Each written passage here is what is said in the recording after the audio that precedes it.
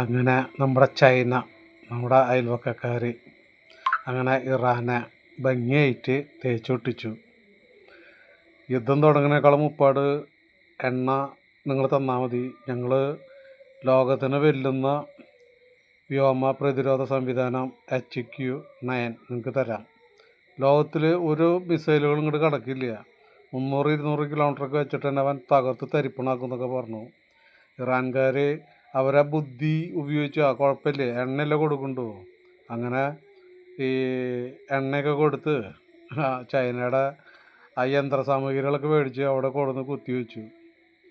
ഇവർ ഭയങ്കര വിശ്വാസമായിരുന്നു, എന്ത് സംഭവിച്ചു കഴിഞ്ഞാലും ചൈനയുടെ മുതലുണ്ടല്ല, അവൻ വരണവരൊക്കെ തകർക്കും, ഞങ്ങൾക്ക് എന്തായാലും പെട്ടെന്നൊന്നും ഏൽക്കൊന്നുമില്ല.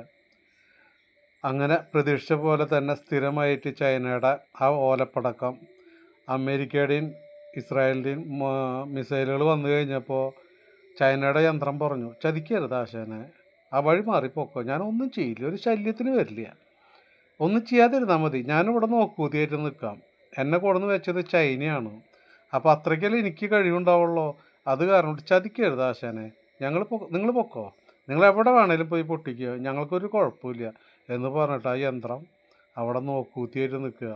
ഇപ്പോൾ ഓരോ ഇറാൻ സൈനികരും ആ വഴിക്ക് പോകുമ്പോൾ ഈ HQ-9 ഈ വ്യോമ പ്രതിരോധ സംവിധാനം ഇനി എന്താ ചെയ്യേണ്ടത്, സ്ഥലം മെനക്കെടുത്തി നിൽക്കുകയാണ്. പക്ഷെ ഇതിലവരുടെ ജീവൻ കുറേ പോയി. ഇതാണ് നമ്മുടെ ചൈന, നമ്മുടെ അയലക്കാർ കൊടുക്കണ സമ്മാനം. എന്നാൽ ഇത്രത്തോളം കൂടിയിരുന്നിട്ട് അവർ ഇസ്രായേലിൻ്റെയും അമേരിക്കയിലെ ആയുധങ്ങളൊക്കെ തടുത്തുവിടുന്നും പറഞ്ഞിട്ട് ഈ പാവം ഇറാനെ ഇങ്ങനെ ചതിച്ചത് വലിയൊരു ചതിയായി പോയിട്ടാണ്.